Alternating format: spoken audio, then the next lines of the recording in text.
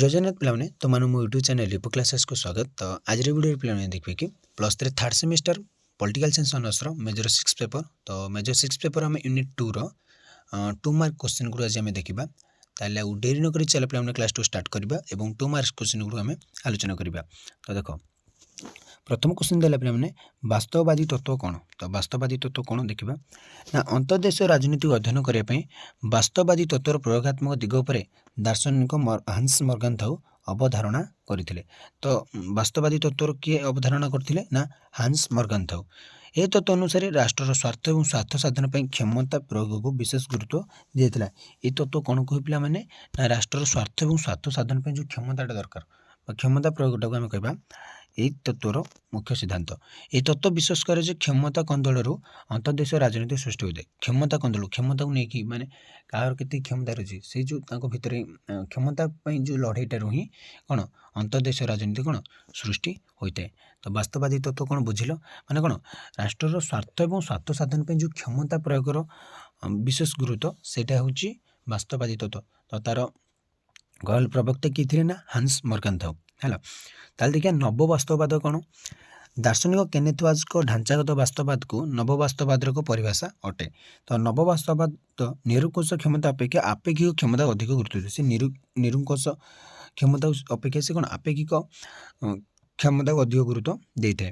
ଏହି ଆଦର୍ଶ ଅନୁସାରେ ପ୍ରତ୍ୟେକ ରାଷ୍ଟ୍ର ଆଭ୍ୟନ୍ତରୀଣ ଓ ବାହ୍ୟ ଦୃଷ୍ଟିରୁ ନିଜକୁ ଶକ୍ତିଶାଳୀ କରିବା ପାଇଁ ପ୍ରୟାସ କରିବା ଉଚିତ। ତ ଦେଖ ଆଭ୍ୟନ୍ତରୀଣ କ୍ଷେତ୍ରରେ ହେଉ ବା ବାହ୍ୟ ଦୃଷ୍ଟିରେ ହେଉ ଦୁଇଟିଆ କ୍ଷେତ୍ରରେ ନିଜକୁ ଶକ୍ତିଶାଳୀ କରିବାକୁ ପ୍ରୟାସ କରିବା ଉଚିତ, ଯାହାଦ୍ୱାରା ଏକ ସମାନ୍ତରାଳ ବିଶ୍ୱ ବ୍ୟବସ୍ଥାର ଉଦ୍ରେକ ହୋଇପାରିବ। ତ ନବବାସ୍ତବବାଦ କ'ଣ ନା ଏହି ଆଦର୍ଶ କ'ଣ କହେ ନା ପ୍ରତ୍ୟେକ ରାଷ୍ଟ୍ର ନିଜକୁ କ'ଣ ଆଭ୍ୟନ୍ତରୀଣ କ୍ଷେତ୍ରରୁ ଆଉ ବାହ୍ୟ ଦୃଷ୍ଟିରୁ ନିଜକୁ କ'ଣ ଶକ୍ତିଶାଳୀ କରିବା ପାଇଁ ପ୍ରୟାସ କରିବା ଉଚିତ, ଯାହାଦ୍ୱାରା ଏକ ସମାନ୍ତରାଳ ବିଶ୍ୱ ବ୍ୟବସ୍ଥାର ଉଦ୍ରେକ ହୋଇପାରିବ। ତାପରେ ନବବାସ୍ତବବାଦ କ'ଣ ଦେଖିଲେ ପିଲାମାନେ? ତାପରେ ଦେଖିବା ଉଦାରବାଦ ତତ୍ତ୍ୱ ଏବଂ ଅନ୍ତର୍ଦେଶୀୟ ରାଜନୀତି ବିଷୟରେ ଦେଖିବା ହେଲା। ତ 3 ନମ୍ବର କ୍ୱେଶ୍ଚିନ୍ କ'ଣ ନା ଉଦାରବାଦ ତତ୍ତ୍ୱ ଏବଂ କ'ଣ ଅନ୍ତର୍ଦେଶୀୟ ରାଜନୀତି ବିଷୟରେ ଲେଖ। ଉଦାରବାଦ ହେଉଛି ବ୍ୟକ୍ତି ସ୍ୱାଧୀନତା, ସାମ୍ବିଧାନିକ ବ୍ୟବସ୍ଥା, ମୁକ୍ତ ସମାଜ ଏବଂ ନିଜେ ତିଷ୍ଠି ରହିବା ସହିତ ଅନ୍ୟ ତିଷ୍ଠି ରହିବାକୁ ସୁଯୋଗ ଦେବା ଉପରେ ଗୁରୁତ୍ୱ ପ୍ରଦାନ କରେ। ତ ଉଦାରବାଦ କ'ଣ ନା ବ୍ୟକ୍ତିର ସ୍ୱାଧୀନତା, ସାମ୍ବିଧାନିକ ବ୍ୟବସ୍ଥା, ମୁକ୍ତ ସମାଜ ଏବଂ ନିଜେ ତିଷ୍ଠି ରହିବା ସହିତ ଅନ୍ୟ ତିଷ୍ଠି ରହିବାକୁ ସୁଯୋଗ ଦେବା ଉପରେ ଗୁରୁତ୍ୱ ସେ ପ୍ରଦାନ କରିଥାଏ। ଅନ୍ତର୍ଦେଶୀୟ ସ୍ତରରେ ସମସ୍ତ ରାଷ୍ଟ୍ରକୁ ସମାନ ବିବେଚନା କରେ ଏବଂ ସହଯୋଗ ସହଭାଗିତା ବଢ଼ାଇବା ଏହାର ମୂଳ ଲକ୍ଷ୍ୟ ଅଟେ। ତ ଉଦାରବାଦର ମୂଳ ଲକ୍ଷ୍ୟ କ'ଣ ବା ଉଦାରବାଦ ତତ୍ତ୍ୱର ମୂଳ ଲକ୍ଷ୍ୟ ସମସ୍ତ ରାଷ୍ଟ୍ରକୁ ସମାନ ବିବେଚନା କରିବା ଏବଂ ସହଯୋଗ ଓ ସହଭାଗିତା ବଢ଼ାଇବା ଏହାର ମୂଳ ଲକ୍ଷ୍ୟ ଅଟେ। ତ ଆଉ ଏହି ତତ୍ତ୍ୱର କାହା ଉପରେ ଅଧିକ ଗୁରୁତ୍ୱ ପ୍ରଦାନ କରେ ନା ବ୍ୟକ୍ତି ସ୍ୱାଧୀନତା, ସାମ୍ବିଧାନିକ ବ୍ୟବସ୍ଥା, ମୁକ୍ତ ସମାଜ ଓ ନିଜେ ତିଷ୍ଠି ରହିବା ସହିତ ଅନ୍ୟକୁ ତିଷ୍ଠି ରହିବାକୁ ସୁଯୋଗ ଦେବା। ତ 4 ନମ୍ବର କ୍ୱେଶ୍ଚିନ୍ ଦେଖିବା ପିଲାମାନେ ଅନ୍ତର୍ଦେଶୀୟ ରାଜନୀତି ଅଧ୍ୟୟନରେ ନବ ଉଦାରବାଦର ଭୂମିକା କ'ଣ? ଆମେ ଯଦି ଦେଖିବା ଆନ୍ତର୍ଜାତିକ ରାଜନୀତି ଅଧ୍ୟୟନରେ ଦେଖିବା ନବ ଉଦାରବାଦର ମୂଳ ଲକ୍ଷ୍ୟ ହେଲା ରାଷ୍ଟ୍ର ମଧ୍ୟରେ ସମ୍ପର୍କ ସ୍ଥାପନ କରିବା ସହିତ ଅନ୍ତର୍ଦେଶୀୟ ସଂଗଠନମାନଙ୍କରେ ସହଭାଗିତା ବଢ଼ାଇବା ଶ୍ରେୟସ୍କର ମନେ କରାଯାଏ। ଦାର୍ଶନିକ କେଭେନ୍କୁ ନବ ଉଦାରବାଦର ପ୍ରବକ୍ତା ଭାବରେ ଗ୍ରହଣ କରାଯାଏ। କ'ଣ ନା ତ ନବ ଉଦାରବାଦର ମୂଳ ଲକ୍ଷ୍ୟ କ'ଣ ହେଲା ନା ରାଷ୍ଟ୍ର ମଧ୍ୟରେ ସମ୍ପର୍କ ସ୍ଥାପନ କରିବା ସହିତ ଅନ୍ତର୍ଦେଶୀୟ ସଂଗଠନମାନଙ୍କରେ ସହଭାଗିତା ବଢ଼ାଇବା ହେଲା। ରାଷ୍ଟ୍ର ମଧ୍ୟରେ କ'ଣ ସମ୍ପର୍କ ସ୍ଥାପନ କରିବା ସହିତ ଅନ୍ତର୍ଦେଶୀୟ ସଂଗଠନମାନଙ୍କର ସହଭାଗିତା ବଢ଼ାଇବା ହେଉଛି କ'ଣ ନା ନବ ଉଦାରବାଦର ମୂଳ ଲକ୍ଷ୍ୟ। ତ ଏଇଟା କିଏ ପ୍ରବକ୍ତା ହେଉଛନ୍ତି ଏହାର ନବ ଉଦାରବାଦର ନା କେଭେନ୍ ହେଉଛନ୍ତି ଆମ ନବ ଉଦାରବାଦର ପ୍ରବକ୍ତା। ତ ତାପରେ 5 ନମ୍ବର କ୍ୱେଶ୍ଚିନ୍ ଦେଖିବା ପିଲାମାନେ ମାର୍କ୍ସବାଦୀ ଅନ୍ତର୍ଦେଶୀୟତା କ'ଣ? ମାର୍କ୍ସବାଦୀ ଅନ୍ତର୍ଦେଶୀୟତା କ'ଣ ଦେଖିବା ମାର୍କ୍ସଙ୍କ ମତରେ ହେଲା ମାର୍କ୍ସଙ୍କ ମତରେ ଅନ୍ତର୍ଦେଶୀୟ ସମ୍ପର୍କ ବସ୍ତୁବାଦୀ ସିଦ୍ଧାନ୍ତ ଉପରେ ପର୍ଯ୍ୟବେସିତ ହୋଇଥାଏ। କ'ଣ ନା ମାର୍କ୍ସଙ୍କ ମତରେ କ'ଣ ନା ଅନ୍ତର୍ଦେଶୀୟ ସମ୍ପର୍କଟା ବସ୍ତୁବାଦୀ ସିଦ୍ଧାନ୍ତ ଉପରେ କେଉଁ ସିଦ୍ଧାନ୍ତ ନା ବସ୍ତୁବାଦୀ ସିଦ୍ଧାନ୍ତ। ସେ ବସ୍ତୁବାଦୀ ସିଦ୍ଧାନ୍ତକୁ ଅଧିକ ଗୁରୁତ୍ୱ ଦେଉଥିଲେ କିଏ? Karl Marx. ପ୍ରତ୍ୟେକ ରାଷ୍ଟ୍ରର କ୍ଷମତା ଓ କୂଟନୀତି ସମ୍ପୃକ୍ତ ରାଷ୍ଟ୍ରର ଅର୍ଥନୀତି ଉପରେ ପ୍ରତିଷ୍ଠିତ। ଆର୍ଥନୈତିକ ସ୍ୱାର୍ଥ ହାସଲ ପାଇଁ ରାଷ୍ଟ୍ର ମଧ୍ୟରେ ସମ୍ପର୍କ ସ୍ଥାପନ ହୋଇଥାଏ।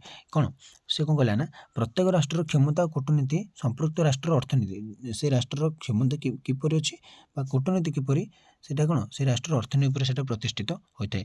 ତ ଅର୍ଥନୈତିକ ସ୍ୱାର୍ଥ ହାସଲ ପାଇଁ ରାଷ୍ଟ୍ର ମଧ୍ୟରେ ସମ୍ପର୍କ ସ୍ଥାପନ ହୋଇଥାଏ। ଦେଖିଲେ ପିଲାମାନେ ତାପରେ ଆସିଲା 6 ନମ୍ବର କ୍ୱେଶ୍ଚିନ୍ ମାର୍କ୍ସବାଦୀଙ୍କ ମତରେ ରାଷ୍ଟ୍ର ବ୍ୟବସ୍ଥା କିପରି ହୋଇଥାଏ? ଦେଖ କାର୍ଲ ମାର୍କ୍ସଙ୍କ ମତରେ ରାଷ୍ଟ୍ର ହେଉଛି ଶୋଷଣର ଏକ ପ୍ରକୋଷ୍ଠ ମାଧ୍ୟମ। ଏଇଟା ପିଲାମାନେ ସର୍ଟ କ୍ୱେଶ୍ଚିନ୍ ବି ଆସୁଛି ହେଲା। କାର୍ଲ ମାର୍କ୍ସଙ୍କ ମତରେ ରାଷ୍ଟ୍ର କ'ଣ ନା ସେ ହେଉଛି ଶୋଷଣର ଏକ ପ୍ରକୋଷ୍ଠ ମାଧ୍ୟମ। ଶୋଷଣ କରିବା ପାଇଁ ସେଇଟା ବହୁତ ଭଲ ମାଧ୍ୟମ ବୋଲି ସେ କହିଥିଲେ। राष्ट्र केवल श्रेणी संघर्ष को प्रोत्साहित करे। पुरातन काल में दासत्व समाज, मध्ययुग सामंतवादी समाज और आधुनिक जुगे पुंजीवादी समाज श्रेणी संघर्षर धारक। तो देख मध्ययुग कौन सामंतवादी समाज और आधुनिक जुगे पुंजीवादी समाज श्रेणी संघर्ष से गोटे धारक। आ पुरातन काल कौन थी ना दासत्व समाज। तो ଏବେ ଆମେ କ'ଣ ବୁଝିବା ନା ମାର୍କ୍ସବାଦୀଙ୍କ ମଧ୍ୟରେ ରାଷ୍ଟ୍ର ବ୍ୟବସ୍ଥା କିପରି ନା ରାଷ୍ଟ୍ର କେବଳ ଶ୍ରେଣୀ ସଂଘର୍ଷକୁ ପ୍ରୋତ୍ସାହିତ କରେ ଏବଂ ଏହା ହେଉଛି ରାଷ୍ଟ୍ର ହେଉଛି ଶୋଷଣ ଗୋଟେ ପ୍ରକୋଷ୍ଠ ମାଧ୍ୟମ। ତାପରେ ଦେଖିବା 7 ନମ୍ବର କ୍ୱେଶ୍ଚିନ୍ ପିଲାମାନେ, ସାମ୍ୟବାଦ ବିଶ୍ୱ ବ୍ୟବସ୍ଥା କ'ଣ? ସାମ୍ୟବାଦୀ ବିଶ୍ୱ ବ୍ୟବସ୍ଥା କ'ଣ ଦେଖିବା ନା ପାରମ୍ପରିକ ରାଷ୍ଟ୍ର ବ୍ୟବସ୍ଥାର ବିଲୋପ ଫଳରେ ପୁଞ୍ଜିବାଦର ଉଦ୍ରେକ ହୋଇଥିଲା। ଯେତେବେଳେ ପାରମ୍ପରିକ ଭାବେ ରାଷ୍ଟ୍ର ବ୍ୟବସ୍ଥାଟା କମିଲା ତାର ଆସିଲା ପୁଞ୍ଜିବାଦ। ପୁଞ୍ଜିବାଦୀ ରାଷ୍ଟ୍ର ବ୍ୟବସ୍ଥାରେ ଶ୍ରେଣୀଗତ ବିଦେଶ ଓ ଅର୍ଥନୈତିକ ବୈଷମ୍ୟ ବିଶ୍ୱର ବିଭିନ୍ନ ଭାଗରେ ଶ୍ରେଣୀ ସଂଘର୍ଷ ମାନେ କ'ଣ ପାଇଁ ନା ଅର୍ଥନୈତିକ ବୈଷମ୍ୟ ଧନୀ ଗରିବ ଯେଉଁ ଏଇ ଭାବଟା ଆସିଲା ତା ଫଳରେ ବିଶ୍ୱର ବିଭିନ୍ନ ସ୍ଥାନରେ କ'ଣ ଶ୍ରେଣୀ ସଂଘର୍ଷ ଦେଖିବାକୁ ମିଳିଥିଲା। ଏହାଦ୍ୱାରା ସାମ୍ୟବାଦୀ ବିପ୍ଳବ ଜନ୍ମ ନେଇଥିଲା। ଫଳସ୍ୱରୂପ ସାମ୍ୟବାଦୀ ବିଶ୍ୱ ବ୍ୟବସ୍ଥା ସୃଷ୍ଟି ହୋଇଥିଲା। ଯାହାଫଳରେ କ'ଣ ନା ସାମ୍ୟବାଦୀ ବିଶ୍ୱ ବ୍ୟବସ୍ଥା ସୃଷ୍ଟି ହେଲା। କ'ଣ ପାଇଁ ନା ଯେତେବେଳେ ପୁଞ୍ଜିବାଦର ଉଦ୍ରେକ ଘଟିଲା ତା ଫଳରେ ସାମ୍ୟବାଦୀ ବିଶ୍ୱ ବ୍ୟବସ୍ଥା ମଧ୍ୟ କ'ଣ ସୃଷ୍ଟି ହେଲା। ସାମ୍ୟବାଦୀ ରାଷ୍ଟ୍ରର ଲକ୍ଷ୍ୟ କ'ଣ ଦେଖିବା। ଏକ ସାମ୍ୟବାଦୀ ରାଷ୍ଟ୍ରର ଉତ୍ପାଦନ ଓ ବିତରଣ ରାଷ୍ଟ୍ର ଦ୍ୱାରା ପରିଚାଳିତ ହେବା, ଆର୍ଥନୈତିକ ଓ ସାମାଜିକ ସମାନତା ପ୍ରତିଷ୍ଠା, ଶ୍ରେଣୀରହିତ ସମାଜର ପରିକଳ୍ପନା, ଏକ ବିଶ୍ୱ ଏକ ରାଷ୍ଟ୍ର ବ୍ୟବସ୍ଥାର ସଂରଚନା ଏବଂ ଶ୍ରେଣୀରହିତ ସମାଜ ଗଠନ ଏହାର ମୂଳ ଲକ୍ଷ୍ୟ ଅଟେ। ତ ଗୋଟେ ସାମ୍ୟବାଦୀ ରାଷ୍ଟ୍ରରେ କ'ଣ ଲକ୍ଷ୍ୟ ରହିଥାଏ ନା ଉତ୍ପାଦନ ଓ ବିତରଣ ରାଷ୍ଟ୍ର ଦ୍ୱାରା କେତେ କ'ଣ ଉତ୍ପାଦନ ଏବଂ କେତେ କ'ଣ ବିତରଣ ହେବ ସେଇଟା ରାଷ୍ଟ୍ର ଦ୍ୱାରା ହିଁ ପରିଚାଳିତ ହେବ। ଆର୍ଥନୈତିକ ଓ ସାମାଜିକ ସମାନତା ପ୍ରତିଷ୍ଠା କରିବା, ଶ୍ରେଣୀରହିତ ସମାଜର ପରିକଳ୍ପନା କରିବା, ଏକ ବିଶ୍ୱ ଏକ ରାଷ୍ଟ୍ର ବ୍ୟବସ୍ଥାର ସଂରଚନା କରିବା ଏବଂ ଗୋଟେ ଶ୍ରେଣୀରହିତ ସମାଜ ଗଠନ କରିବା ଏହାର ମୂଳ ଲକ୍ଷ୍ୟ ଅଟେ। ତ ନାରୀବାଦୀ ଦୃଷ୍ଟିକୋଣ ଏବଂ ବିଶ୍ୱ ବ୍ୟବସ୍ଥା କ'ଣ ଦେଖିବା। ତ ବିଶ୍ୱ ବ୍ୟବସ୍ଥାରେ ଆଦିମ କାଳରୁ ପୁରୁଷ ପ୍ରଧାନ ସାମାଜିକ ବ୍ୟବସ୍ଥାର ପ୍ରଚଳନ ଦ୍ୱାରା ନାରୀ ଶୋଷଣର ସୂତ୍ରପାତ ହୋଇଥିଲା। ତ ଦେଖ ଯେବେଠୁ ଆଦି କାଳରୁ ବା ଆଦିମ କାଳରୁ ପୁରୁଷ ପ୍ରଧାନ ସମାଜ ମାନେ ସମାଜରେ ପୁରୁଷକୁ ଅଧିକ କ'ଣ ଗୁରୁତ୍ୱ ଦିଆଯାଇଥାଏ, ନାରୀମାନଙ୍କୁ ଟିକେ କମ୍ ଗୁରୁତ୍ୱ ଦିଆଯାଏ। ତାଙ୍କୁ ଶୋଷଣ ମାନେ ସେମାନଙ୍କୁ ଶୋଷଣ ମଧ୍ୟ କରାଯାଏ ନାରୀମାନଙ୍କୁ। ସାମାଜିକ ବ୍ୟବସ୍ଥାରେ ନାରୀ ବର୍ଗ ଓ ପୁରୁଷଙ୍କ ଭଳି ସମାନ ସୁବିଧା ସୁଯୋଗ ପ୍ରଦାନ କରିବା ଦ୍ୱାରା ଏକ ସମାନ୍ତରାଳର ସାମାଜିକ ବ୍ୟବସ୍ଥାକୁ ନାରୀବାଦୀ ଆଦର୍ଶ ବିଶ୍ୱାସ କରିଥାଏ। ମାନେ କ'ଣ ପୁରୁଷମାନଙ୍କୁ ଯେପରି ଭାବରେ ସମାନ ସୁବିଧା ସୁଯୋଗ ମିଳୁଛି ନାରୀମାନଙ୍କୁ ମଧ୍ୟ ସେମିତି ଗୋଟେ ମିଳିବା ଦରକାର ବା ସେଭଳି ଭାବରେ ସୁଯୋଗ ପ୍ରଦାନ କରିବା ଦ୍ୱାରା ଏକ ସମାନ୍ତରାଳ ଗୋଟେ ମାନେ କ'ଣ ଗୋଟେ ଭଲ ସମାଜ ଗଠନ କରିବା ମାନେ ଗୋଟେ କ'ଣ ସମାନ ସୁବିଧା ପାଉଥିବା ନାରୀ ସମାନ ସୁବିଧା ପାଉଥିବା ଗୋଟେ ସମାଜ ପୁରୁଷ ସମାଜ ରହିଲେ ମାନେ ଗୋଟେ ସମାନ୍ତରାଳ ସମାଜ ଆମକୁ ମିଳିପାରିବ। ୟୁରୋ କେନ୍ଦ୍ରୀକରଣ କ'ଣ ଦେଖିବା ପିଲାମାନେ।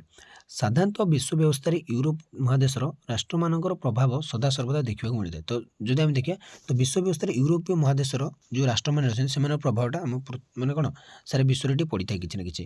ଉପନିବେଶବାଦ ଓ ସାମ୍ରାଜ୍ୟବାଦର ପ୍ରସାର ପରଠାରୁ ଆଧୁନିକ ଯୁଗରେ ୟୁରୋପିଆନ୍ ସଂସ୍କୃତି, କୂଟନୀତି, ଆଦର୍ଶ ଏବଂ ବିକାଶ କ୍ଷେତ୍ରରେ ସାରା ବିଶ୍ୱ ୟୁରୋପ ମହାଦେଶକୁ ଅନୁକରଣ କରିଚାଲିଛି। ତାହାକୁ ୟୁରୋପ କେନ୍ଦ୍ରୀକରଣ କୁହାଯାଏ ବା ୟୁରୋ କେନ୍ଦ୍ରୀକରଣ ମାନେ କ'ଣ ୟୁରୋପର ସଂସ୍କୃତି, ତାଙ୍କର କୂଟନୀତି, ତାଙ୍କ ଆଦର୍ଶ ଏବଂ ତାଙ୍କ ବିକାଶକୁ ସାରା ବିଶ୍ୱ ନା ୟୁରୋପକୁ ଅନୁକରଣ କରିବାକୁ ଦେଖୁଛି। ମାନେ ଯେମିତି ତାଙ୍କର ସଂସ୍କୃତି ପିଲାମାନେ ଯାହା କହିବାକୁ ଗଲେ ପୁରା ଖରାପ। ତାଙ୍କ ସଂସ୍କୃତି ଏତେ ଉନ୍ନତ ନୁହଁ ପିଲାମାନେ। ସେମାନେ ଭାବୁଥିବେ ଆମ ସଂସ୍କୃତି ଉନ୍ନତ, ତାଙ୍କ ସଂସ୍କୃତି ଏତେ ଉନ୍ନତ ନୁହଁ। ତାଙ୍କର କୂଟନୀତି ତାଙ୍କେ ଟିକେ ମାନେ କ'ଣ ତାଙ୍କର କୂଟନୀତିରେ ସେ ପୁରା ମାଷ୍ଟର।